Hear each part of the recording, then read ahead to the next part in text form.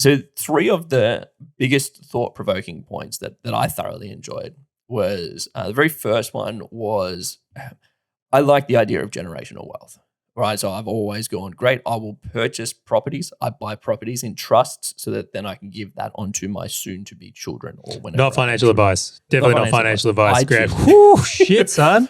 Rewind. I do this. This is what I do. Potentially for someone, a trust is a great way to pass on things and a tax effective of things, not financial advice. You should not trust us on trusts. Trust people who know what they're doing. Continue on. On other people. Shit, man, you got to give stock tips on this episode as well? I was going to say, have you seen my point number 2? I'm like, I read this on the back of a toilet door. And so like this whole idea of generational wealth, and I kind of just looked at it going, cool, when I kick the bucket, they'll take it. But during that time, I will have enough money to be able to give them the things and opportunities and stuff that I kind of had growing up, but I just want to give them more, whether it's overseas travel, whether it's good schools, whatever it is, this bucket of money will just help me do those things, and that will be my unlocker. Bill goes on to talk about the concept of like, well, so many people wait until they kick the bucket or pass on in order for them to hand over these assets. When in actual fact, the idea of maybe you could give those assets or part of those assets to children before you kick the bucket so that you can see them enjoy this. It can actually unlock them. And one of the sort of finite points that I thoroughly enjoyed from the book was where he went and did a survey, and it wasn't a very big survey. I think it was like 3,500 people around like, what is the greatest time in your life where cash would have helped unlock blockages that you had? Right. And the age at which people responded was between like this sweet spot of like 26 and 35 years old. When you're like looking to buy your first house, when you're moving out of university, starting to sort of solidify your career, or for us as business owners, probably your business has started making money and doing all these things. That inheritance or a portion of an inheritance would actually help unlock something as opposed to you struggling. And that was just a really good thought-provoking concept that I'm like, I never thought of that. Of going, here is something, and I can see you utilize that in order for you to unlock that stage of life, which is usually quite challenging for people. And I get to be part of that and see that. And that was just this interesting concept for me where I'm like, maybe that is something that I want to apply and actually unlock it, as opposed to just me sort of giving out the cash and sort of seeing it. I just go, cool, like here's a transfer of an asset. Let's see how that helps you.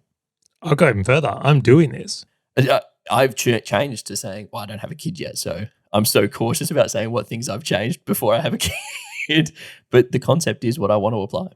Sorry, guys, we just had a technical difficulty there. We're going to jump back in right on this point. To a degree, Grant, this was one of the points in the book that I'm just taking and applying. When you look at it, the idea of how valuable cash is when you're in that 26 to 35 range versus later in life is just huge, right? And it's really well articulated in the book. And I'll give you an example to go further here, is that it's very likely we will receive some inheritance from Bianca's parents down the road, except they're quite young and healthy, and I expect will live for a long time.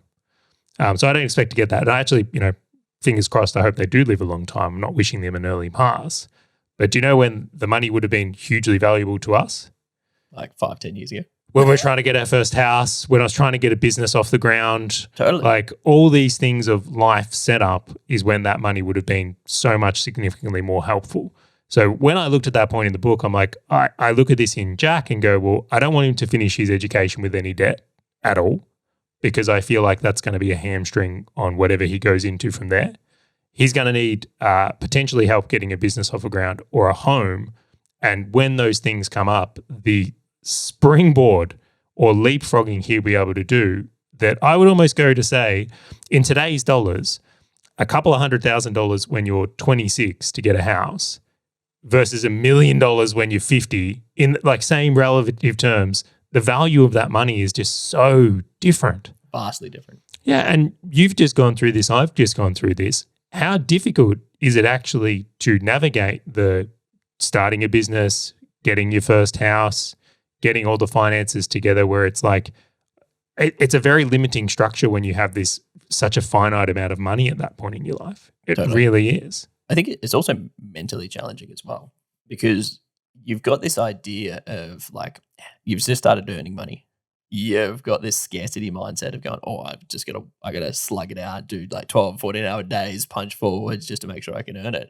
Imagine removing that as a belief set, which is like, no, I'm set up. Let's push forwards. There's a huge abundance in this world. Let's push forwards, which I would argue it took me 5 years to get through that. Like I had huge scarcity of going, oh my gosh, like grind, make money, as opposed to just having been set up and then just going, okay, I still want to push hard. Let's progress forwards. Well, that opens up a whole another can of worms of like, how do you make sure your kids are still like driven and hungry and skilled, right? Totally. And I'm sure someone's listening to this going, you just spoiled your kid. You just absolutely took all the drive and ambition out of them.